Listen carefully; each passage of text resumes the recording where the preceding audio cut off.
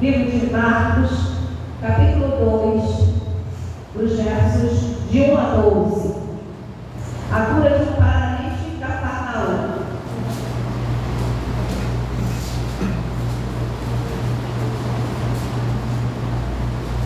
Marcos, capítulo 2, do versículo 1 ao 12. Eu vou estar lendo os versículos ímpares e a igreja, versículos pares.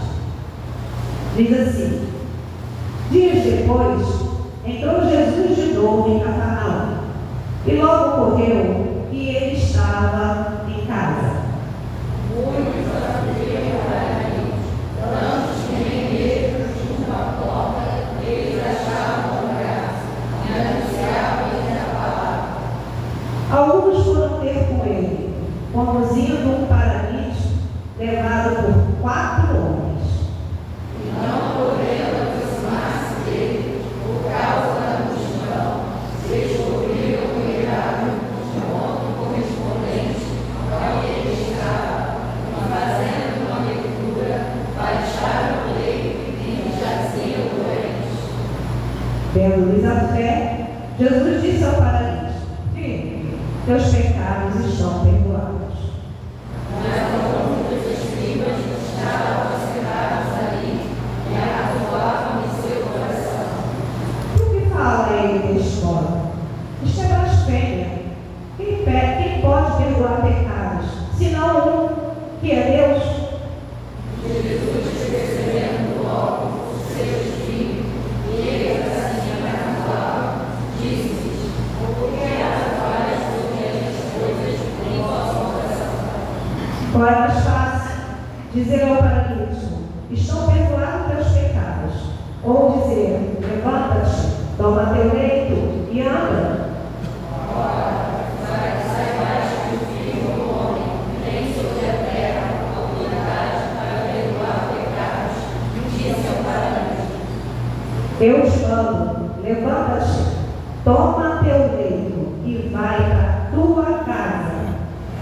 Então ele se levantou e, no mesmo instante, tomando ele, retirou-se a castigo do rosto, a ponto de se admirar em rosto e dar glória a Deus, dizendo: jamais vimos coisas assim. Amém.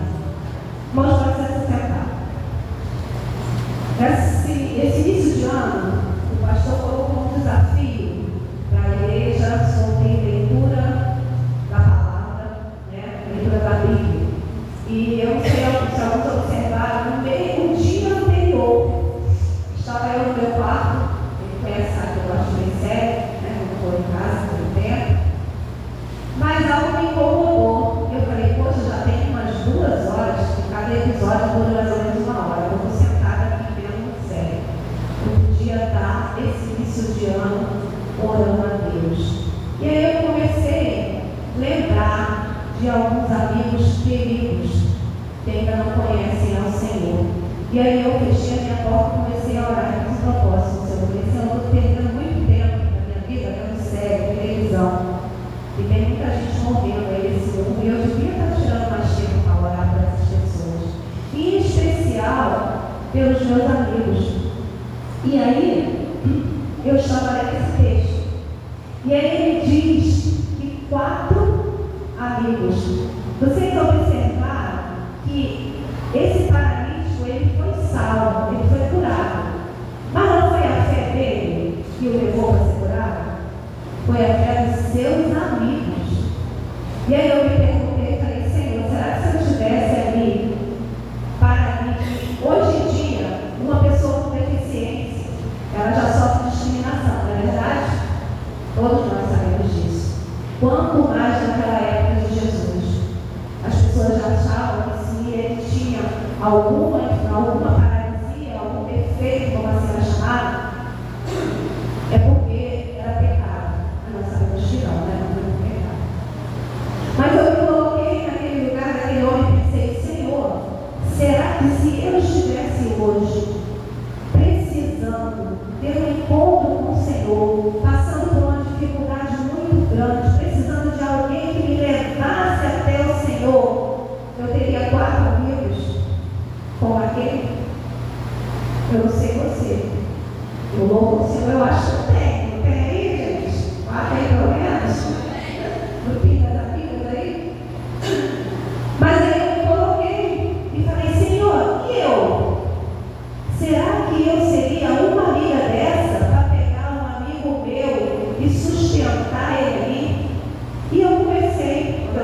escola, quem era da minha classe sabe que eu gosto de viver.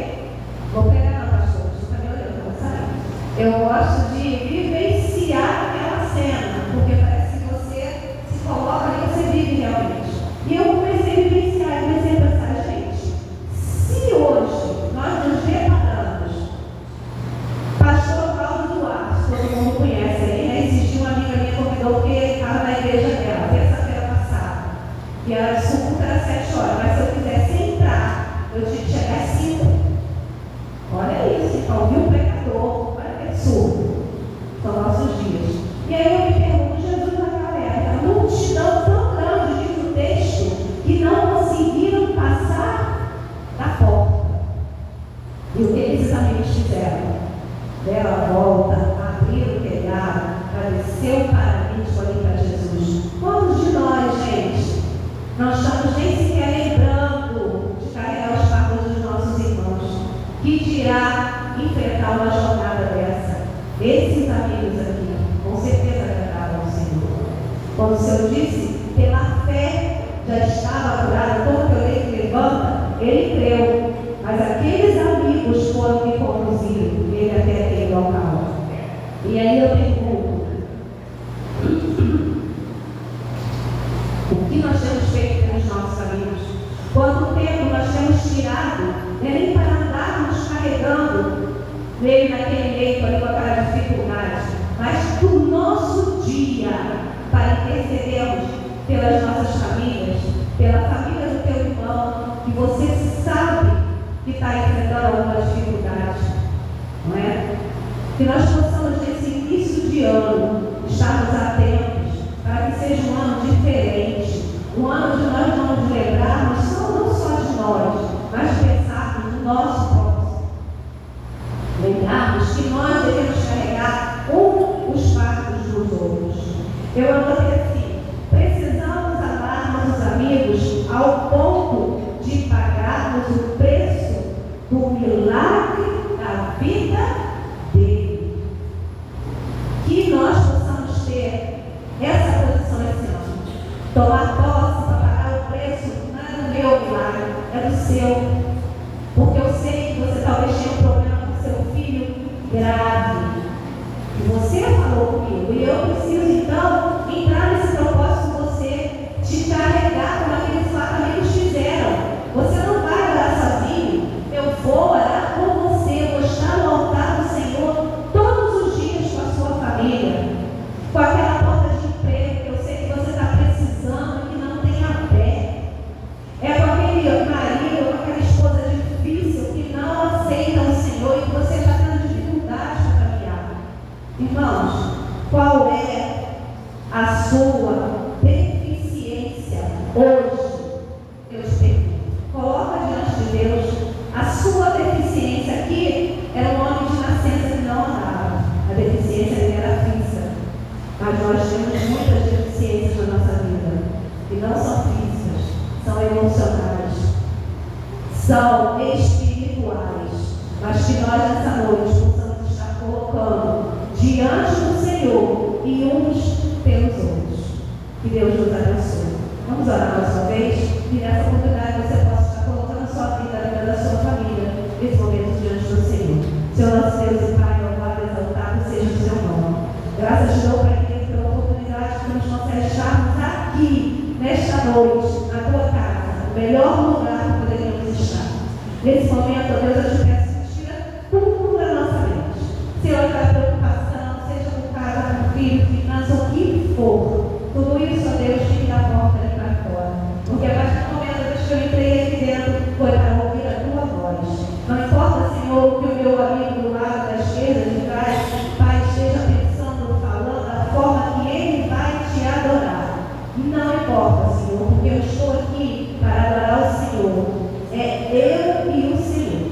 Fala comigo, Deus, durante nessa noite, para que, Deus, eu possa entender a tua vontade, porque eu sei que ela é boa, ela é perfeita e ela é agradável. Abra, Senhor, os olhos de entendimento, Senhor. Abra o meu coração, Deus, para que eu possa estar sensível à tua palavra. Porque ela vai falar comigo, Senhor, através do louvor. Ela vai falar através do pastor com a mensagem que o Senhor colocou no coração dele. E que, ó Pai, ela venha de conta da necessidade do meu coração. Não aquilo que eu queira ouvir, mas aquilo que o Senhor quer falar. Porque importa estar aqui para agradar ao Senhor nessa noite. Por isso, Deus, nós te louvamos e te agradecemos. Em nome de Jesus. Amém.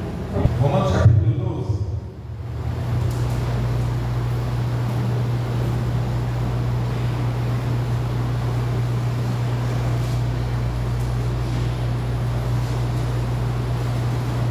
Romanos capítulo 12, versículo 2. Diz assim: e não vivam conforme os padrões deste mundo, mas deixem que Deus os transforme pela renovação da mente, para que possam experimentar qual é a boa, agradável e perfeita vontade de Deus. Eu desejo profundamente que você, nesse ano de 2025, tenha uma grande metanoia. No fundo do coração, eu desejo isso para você e para sua família. É o que o texto está dizendo aqui. Nós temos que ter uma metanoia. A palavra transformação, no original grego, ela significa isso, metanoia. Ou seja, uma mudança radical de mente. Quando o apóstolo Paulo ele fala isso, o sentido que Deus está dando é isso. E não vivam conforme os padrões deste mundo, mas desde que Deus os transforme. Tem uma versão que diz, talvez a sua aí, tenha uma transformação, renove a sua mente, transforme a sua mente. E é esse o sentido da transformação. Uma mudança radical de mente. Uma transformação de mente e comportamento. É o que Deus espera para nós.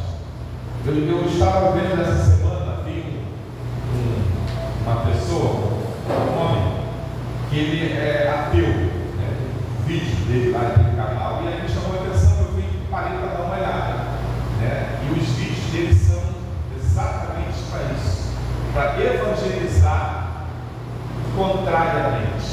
Hoje em dia, no meio da informática, existe o termo, engenharia reversa. Quando você tem um vídeo, tem uma música, tem algo da informática, no meio digital, e você vai buscar aquilo a fundo, vai lá do final para o início, para você entender, para você copiar, para você fazer igual, chamada engenharia reversa. Você entender a fundo para você fazer algo parecido. E eu fui tentar fazer isso, com esse homem, deixa eu ver se eu entendo o porquê. Você vê o canal dele, é exatamente para isso, evangelizar contrariamente, fazer as pessoas acharem que tudo que nós vivemos e pregamos é mentira. E ele fala cada absurdo, que para ele é verdade, mas para a gente soa, você fica até com raiva. Eu fiquei com raiva. Aí eu lembro de uma vez que eu estava pregando na minha igreja, lá na Baixada, na Baixada do Santo Acre. Na pregação eu falei isso, citei uma história e falei, poxa, eu fiquei com muita raiva. E naquele mesmo momento entrou um homem endemoniado, todo cachaçado, entrou lá pela porta de trás e falou, olha, é por isso que eu não vou para a igreja. E o pastor está falando que fica com raiva. Olha só, tem que o diabo gasta tudo. E aí eu falei para ele, irmão, irai-vos, mas não pequeis. Não é pecado você ficar com raiva. Raiva é um sentimento que todo ser humano normal tem. Não é pecado você ter raiva. Pecado é você deixar a raiva te conduzir. Por isso você fala, irai-vos, mas não pequeis. Você pode ficar com raiva. O irmão te fez mal, falou que você está gordo, falou que você está. Pode você ficar com raiva. Quem vai gostar? Você me maltratou e falou mal de mim. Você tem um momento de raiva. A Bíblia fala isso, atento para todas as coisas, mas não pegue. Hoje de manhã nós falamos sobre isso. Aquele jargão que todo mundo não, muita gente usa, eu sou sincero, eu falo na cara, que não é nenhuma vantagem isso. Quem faz isso, quem fala na cara, quem é super sincero, nós falamos hoje de manhã, às vezes só está demonstrando que você tem uma característica que não é boa, falta de domínio próprio. Ser sincero não significa falar na hora que você está com raiva, falar na hora que você quer. Eclesiastes 3:7 diz: atento para falar, atento para calar. Então, cuidado com isso. E aí, quando eu falava, eu fiquei com raiva, mas graças a Deus não pequei, não desejei mal a ele, não quis entrar nem atrito, mas ele falou que os crentes são imbecis, que os crentes são idiotas. Estava no vídeo, que os crentes são pessoas incapacitadas, que não têm capacidade de raciocínio, que sofrem lavagem cerebral, que são pessoas fracas, que são pessoas que não têm discernimento, que não têm esperança, que não têm expectativa de vida, aí se agarram numa muleta chamada religião. Tudo isso ele fala no vídeo. E ele diz mais: porque eu fui crente durante mais de 20 anos, mas eu libertei disso. Porque Jesus é mentira, Jesus não existe. Porque tem gente que acredita que existiu o dilúvio, que existiu Adão e Eva, que existiu, que Jesus veio aqui na terra. Isso é mentira, é fábula, fala absurdos. Mas temos que respeitar. Você pode até ficar com raiva, mas não temos que discutir. A gente bota lá, começa a botar postagem: você é isso, você quer aquilo, eu não sou idiota, não. Que besteira, que besteira. Porque nós temos esse tipo de gente dentro da igreja. Dentro das igrejas nós temos pessoas desse tipo, que não acreditam no Evangelho, que não acreditam em Jesus dentro das igrejas. A diferença é que elas tentam agradar os dois lados, tentam amarrar de todos os lados. Peraí, eu não é bem assim, então eu vivo assim, mas eu estou aqui. Porque se der ruim aqui, eu estou aqui. Tem gente que vive assim. Esse cara, pelo menos, ele foi sincero, Eu não acredito nisso, acabou. Eu não acredito, a minha vida é assim. E tem a vida dele lá, o problema é dele. Agora tem gente, que é o pior, que vive assim, achando que está enganando a Deus. E por isso, Deus nos alerta. O apóstolo Paulo é um instrumento aqui quanto a isso, para a gente não viver assim. Porque essa pessoa, com certeza, ele teve aí 20 anos ele lá na igreja, mas ele nunca teve uma metanoia. Porque o que faz a diferença na nossa vida é a metanoia, é a mudança radical, a transformação radical da mente e do comportamento. É uma metanoia. Quando ele fala, os crentes são marionetes, eles sofrem uma lavagem cerebral. É verdade isso. É verdade. Nós sofremos uma lavagem cerebral. E aqueles que não sofreram são os que estão exatamente como esse homem. Um pé lá, outro cá. Tentando ter a sua vida que quer, do jeito que quer, e com o outro pé tentando segurar algo que ele não tem certeza que é salvação, que é Jesus. Porque ele não sofreu uma lavagem cerebral. O que o apóstolo Paulo fala, essa metanoia, essa transformação radical de mente e comportamento, é verdadeiramente uma lavagem cerebral, mas que só Jesus pode fazer. Mas para isso você precisa querer. Deus, ele não obriga ninguém, porque senão esse homem, e tantos como pensam igual a ele, como o mundo, na sua maioria, Deus faria isso, colocaria na mente deles uma lavagem cerebral. E ele pode fazer isso, porque ele fez na minha, ele fez na sua. Hoje, quando eu vejo isso, eu fico com raiva, Mas eu lembro que eu era assim. E quantas pessoas ficaram com raiva de mim? Porque eu debatia assim, eu zombava assim. Mas não é nem o ato de zombar. Para a gente soa assim, uma zombaria, mas não é. Ele está sendo sincero, o que ele acha, o que ele pensa. Ele diz, eles ainda são tão idiotas que eles não acreditam na ciência. Eles acreditam que houve uma criação. Eles negam, são os negacionistas. Não acreditam na evolução que a ciência prova. Ele disse isso. Ele disse isso. Mas Jesus deixou bem claro: nem todo mundo vai para o céu, vai ser salvo. Nem os que estão dentro da igreja, quanto mais os que estão fora, os que não acreditam mesmo, que não se deixaram lavar mentalmente.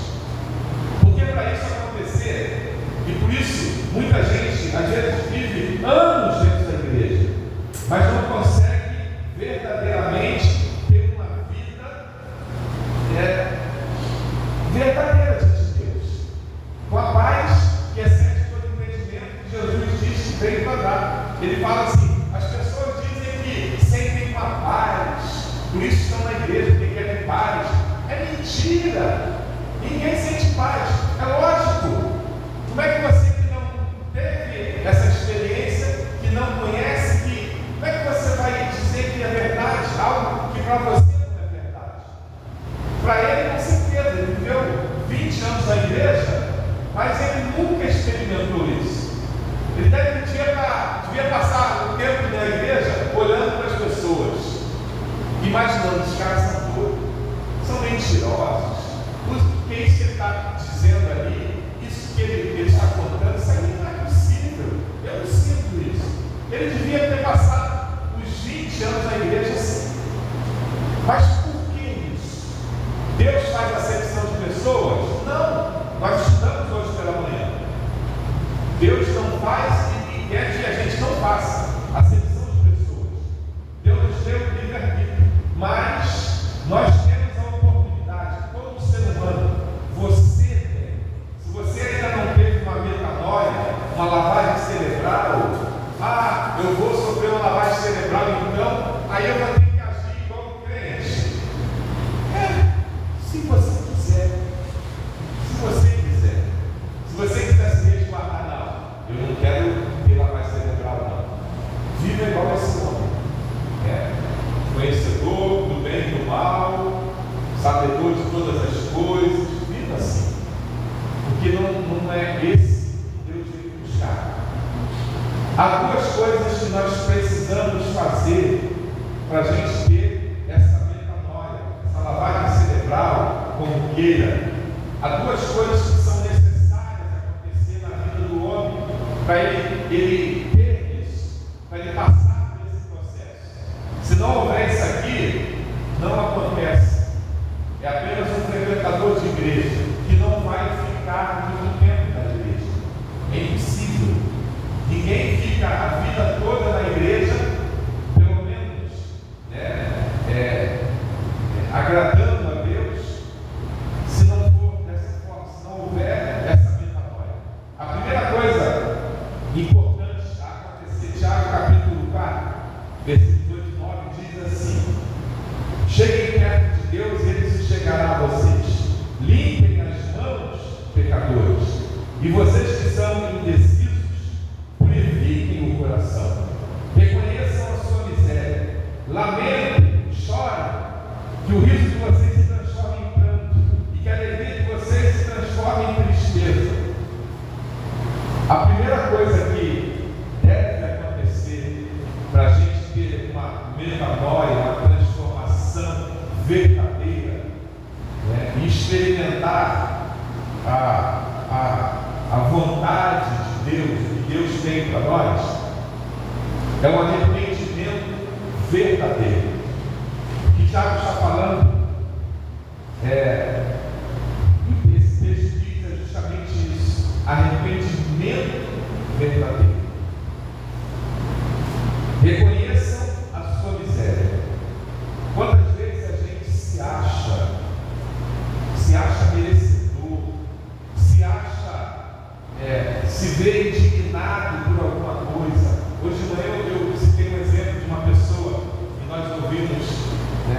história essa semana, e ela resmungando, né? Eu não sei que mal eu fiz a Deus para estar passando o que eu estou passando. É esse sentimento que não pode ter. Quando nós achamos isso, quando nós vivemos assim, tem alguma coisa errada. Transformem o riso de vocês em pranto. Que a alegria de vocês se transforme em tristeza. Ou seja, ele está falando de arrependimento verdadeiro. A nossa vida deve ter esse sentido. O que eu tenho, o que eu queria, o que eu sou, eu não mereço nada. O que eu vou reclamar? O que eu vou ficar chateado? Nós constantemente falamos, né, e fazemos isso com Deus. Talvez você não reconheça, mas talvez esse ano que passou você pensou: poxa, eu orei tanto esse ano, mas Deus não me deu aquilo que eu pedi. Eu tenho orado tanto, mas Deus não resolveu o meu problema. Nós constantemente vivemos assim. O que esse texto está querendo mostrar é justamente isso. O arrependimento verdadeiro é quando nós chegamos no estágio de sentir que nós não merecemos nada. Diferentemente desse homem que diz, né, que não existe, que não é bem assim, que você tem que correr atrás do seu prejuízo, que você... Esse é o problema. Quando nós vivemos assim, nós estamos sempre com problemas e agindo como essa pessoa agiu, né? Que mal eu fiz a Deus para passar por isso. E nós pregamos e dizemos para as pessoas que temos um Deus. Mas como? Como? E essa pessoa dizia, né, se Deus é tão bom, por que a pessoa não fala? Por que ele tem o mal? Algumas pessoas dizem que foram curadas, é mentira. Mas nós pregamos isso, nós falamos isso para as pessoas. Mas quando nós não temos aquilo que nós queremos, na hora, no tempo que nós julgamos, o tempo exato, às vezes nós agimos como eles, como esse homem. Nós esfriamos, às vezes nem saímos da igreja, mas nós paramos, deixamos o freio de mão e ficamos ali de birra, como a criança faz com os pais. Quando o pai fala não, o que a criança faz? Empurra a cara, vai para o quarto e fica lá. Como quem diz também, morri, não fala comigo, não vou fazer mais nada. E aí se torna adolescente, né? Vai piorando, e aí fala, não vou fazer. Nós agimos assim com Deus, porque você não foi atendido no seu tempo, você não foi atendido no que você queria. E dizemos que temos um Deus. Que Deus é esse? Que Deus é esse que nós pregamos? Deus, o nome é para Deus, é o dono, é o que faz, é o que manda, é o que tem poder, autoridade. Se nós temos um Deus, como nós reclamamos? Como nós puxamos o freio de mão e ficamos empurrados? Que Deus? Você não tem Deus. Você tem uma religiosidade como esse homem, que está sendo enganado, como ele diz que é verdade, está sendo enganado por você mesmo. Quando você age assim, quando você se acha no direito de questionar a Deus, mas eu não questiono, como não? A sua vida, às vezes, é um questionamento, a sua forma de viver é um questionamento para Deus. É como seu filho acha com você que você não gosta, fica emburrado no quarto, não faz nada. Nós fazemos isso com Deus e dizemos que temos um Deus. Que Deus é esse que nós não obedecemos? Que Deus é esse que nós não tememos? Esse não é Deus. Pode ser muito, mas não é Deus. Porque um Deus de verdade nós temos que ter. Nós temos respeito, nós adoramos, nós entendemos que o tempo é dele, a vontade é dele, os planos são dele, não Deus. A primeira coisa para uma metanoia na sua vida, para uma mudança para uma transformação, para você ter experiências com Deus, para você ter a famosa conversão, experimentar verdadeiramente que é uma vida com Jesus, é arrependimento verdadeiro. É você chegar à conclusão de que você não merece nada, que você não tem o que reclamar. Como nós falamos no quartel, né? Quando está tendo um curso, nós falamos lá, no curso paraquedista tem até um tablado, 3 degraus. O primeiro está escrito lá, não senhor. O segundo está escrito sim senhor. E o terceiro, quero ir embora. Os direitos do aluno, para ele ver todo dia. Está bem de frente no desenho de forma, né? Eu já passei por isso. E era uma mística, né? Ele estava um certo de chapéu, mas que serve para isso. Direito você tem, sim senhor, não senhor, quer ir embora. O aluno incute isso na sua mente. Não reclama, não tem o que reclamar. Faz isso, sim senhor. Faz isso, não senhor, quer ir embora. É o direito que tem. Nós, como cristãos, a gente deveria viver assim. Mas nós não. Nós temos nos achando cheios de direito. Não concordo com isso, não gosto, não vou fazer. Não concordo, não quero, não aceito, não vou dizimar. Não concordo, não aceito, vou sair. Com Deus, aquele que nós chamamos de Deus, como nós vamos ter uma mudança radical? Como nós vamos ter uma metanoia? Se nós não reconhecemos o nosso ser pecaminoso. E a segunda e última coisa que nós temos que ter para haver essa metanoia, essa mudança radical, Tiago capítulo 4 ainda, versículo 4. Gente infiel, vocês não sabem que a amizade do mundo é inimizade contra Deus? Aquele, pois, que quiser ser amigo do mundo, se torna inimigo de Deus. Isaías 55, 7. Que o ímpio abandone o seu mau caminho e o homem mau os seus pensamentos, converta-se ao Senhor e se compadecerá dele, e volte-se para o nosso Deus, porque é rico em perdoar. Romanos capítulo 13, versículos 13 e 14. Comportemos-nos com decência, como quem age à luz do dia, não em orgias e bebedices, não em imoralidade sexual e depravação, não em desavença e inveja. Pelo contrário, revistam-se do Senhor Jesus Cristo e não fiquem premeditando como satisfazer os desejos da carne. A segunda coisa que nós temos que ter para termos essa metanoia, essa transformação, isso que faz da gente diferente, que faz com que as pessoas nos chamem de idiota, porque elas não entendem o nosso agir, é ter a fé de Abraão. Abraão é um homem que foi e é conhecido como o homem do pai da fé. E esses textos mostram algumas características que Deus espera de nós, que requerem de nós a fé de Abraão. O que é a fé de Abraão? Abraão, pai da fé, ele teve uma característica importante para ter esse reconhecimento, porque tem muita gente que fala que ela tem fé. Todo mundo tem fé, mas a fé de Abraão é diferente. Não que exista diferença de fé, mas eu quero chamar a atenção porque é verdadeiramente fé. Porque é fé ou não é? Mas tem gente que diz que tem fé, mas na hora H, e hoje de manhã nós falamos sobre isso também. Por que você tem problemas na vida?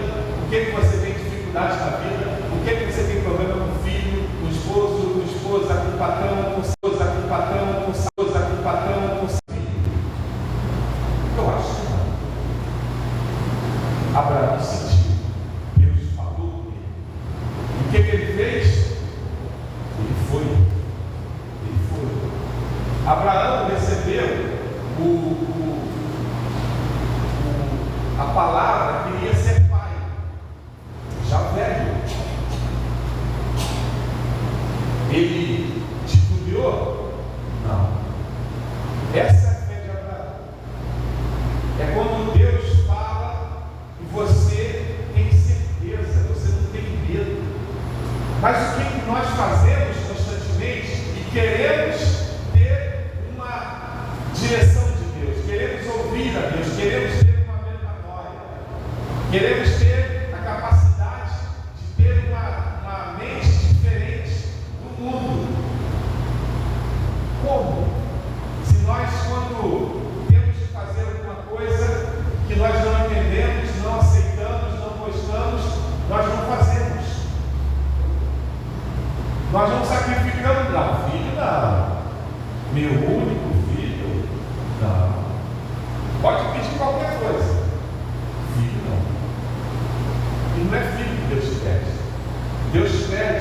e a Bíblia é bem clara, que Deus requer de nós.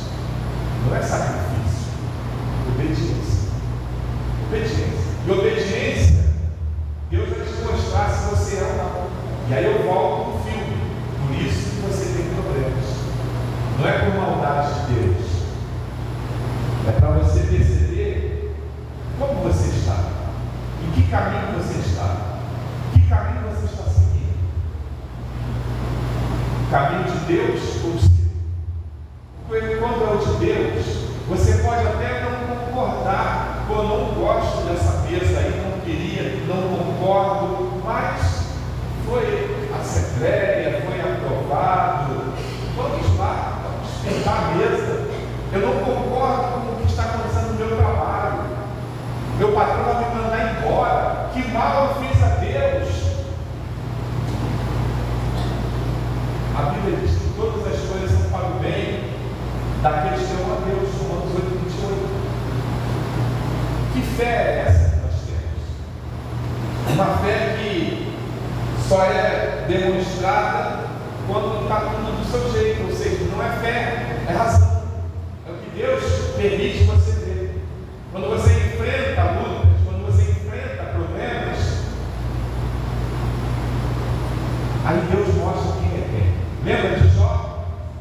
Já falou para ele, você está pulando aí, está dando glória, está indo para a igreja aí, porque ele tem carro, tem casa, tem emprego. Aí Deus, eu conheço. Pode tirar dele, só não mete a mão dele. Ele é Deus, porque Deus cuida de nós. Você pode passar o que for, mas se você é de Deus, Ele está cuidando de você. Eu não me esqueço nunca, eu não falo para a minha glória, não.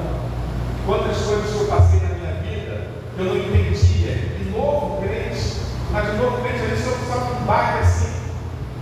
Quantas situações eu passei na minha vida, mas eu louvo a Deus, porque eu tive uma metanoia. Eu tive uma metanoia. Eu tive uma transformação radical na minha mente. Eu me converti verdadeiramente.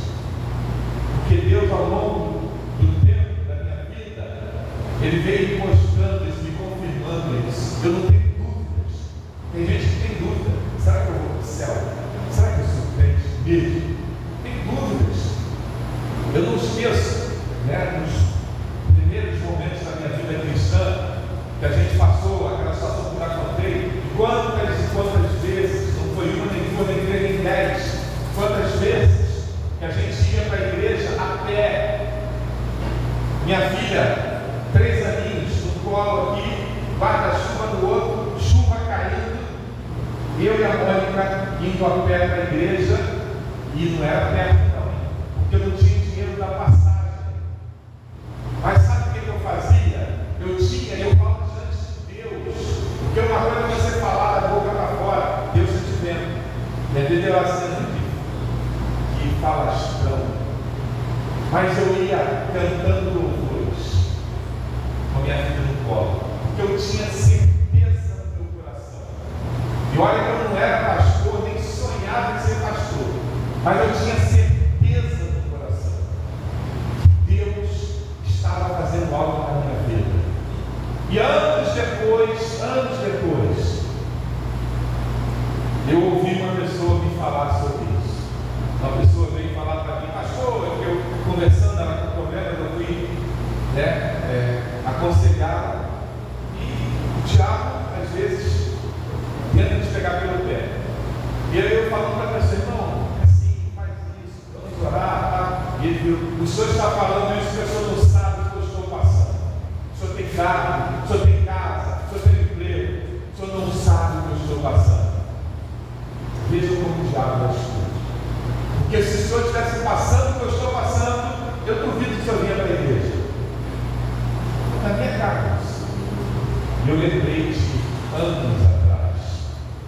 Tudo que Deus permitiu eu passar. Eu fui falar para ele, meu irmão, eu não estou aqui porque eu sou pastor. Eu não estou aqui porque eu recebo. Eu estou aqui porque eu sou convertido. Porque eu sou um servo. Porque Deus me quer venho para a igreja por isso. E aí eu contei a história para ele. Eu sei o que você está passando. Eu já passei, eu não vou dizer que foi algo pior do que você não, mas eu já passei, eu sei o que você está vivendo. Eu saí de uma casa confortável, fui morar dentro de uma favela com 2 cômodos, quarto, 3, cozinha e banheiro, dentro da favela do Rolas, Santa Cruz. Eu saía de casa todo dia, pedia licença para os bandidos de fuzil na minha porta. 1 ano morando assim, de favor. Eu sei o que você está passando, mas eu nunca desisti do Senhor. Eu sempre tive a certeza no coração que Deus estava me preparando, que Deus tinha um plano maior na minha vida, que Deus estava me dando munição para eu usar. E hoje eu estou usando a primeira com você. A metanoia, ela faz isso, ela transforma a nossa mente. Pode vir alguém se achar o dono da verdade, o engenheiro, o médico, o que for, e falar de Jesus, que é mentira, que somos idiotas. Não tem problema. Não tem problema. Não vai fazer na minha cabeça, porque eu tenho uma experiência com Ele.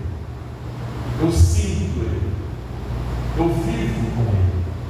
E para isso, há necessidade dessa fé de Abraão, há necessidade de um arrependimento verdadeiro, de você largar aquele velho homem, aquela velha mulher que se acha cheia de direitos.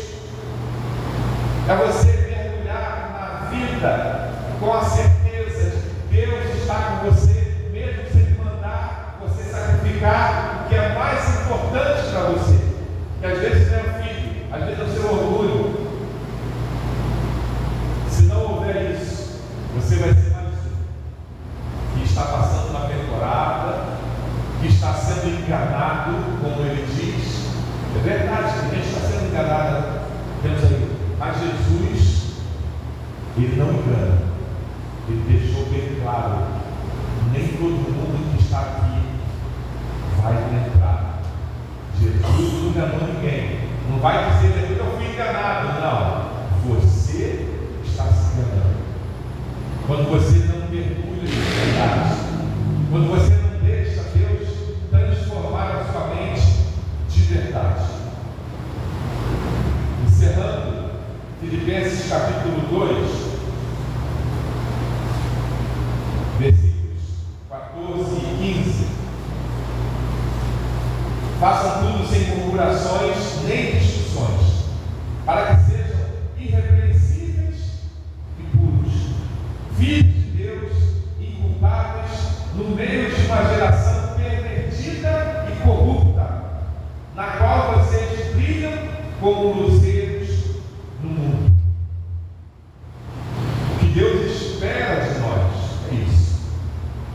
Deus não tem planos para você ser rico, para você ter poder, para você ser o que você quer, para você fazer o que você espera. Deus não tem nenhum compromisso com você desse tipo. Ah, eu queria tanto isso. Deus não tem compromisso nenhum nesse sentido. O que você quer, o que você pensa, você pode pedir, você pode colocar para Ele. Mas o que Deus espera de nós é isso. Deus tem planos para a gente. Não é que nós temos planos para Deus. Muita gente vive assim. Tem planos, que decepção.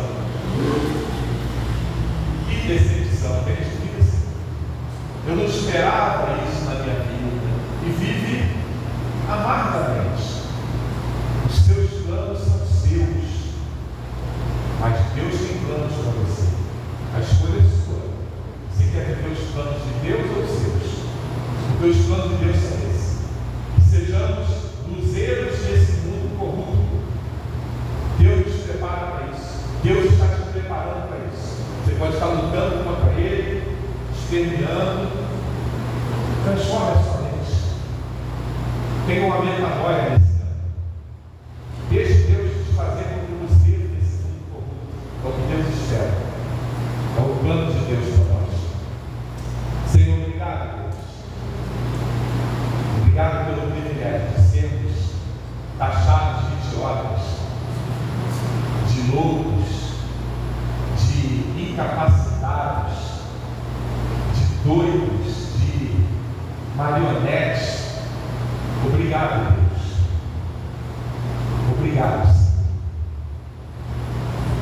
porque é uma alegria ser servo do Senhor. Nós somos verdadeiramente servos.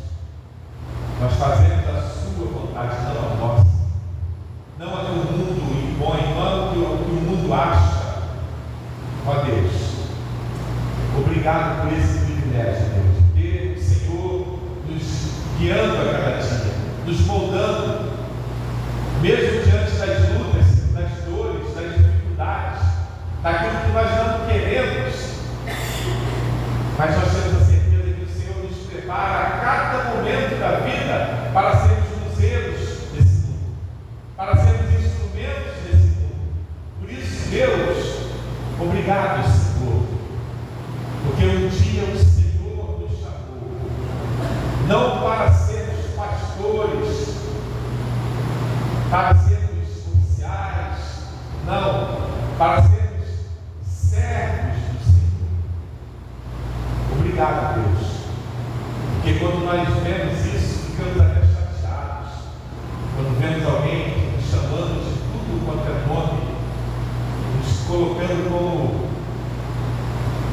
olhos, mas nos alegra saber que o Senhor nos avisou que passaríamos por isso, mas que o Senhor passou por muito mais.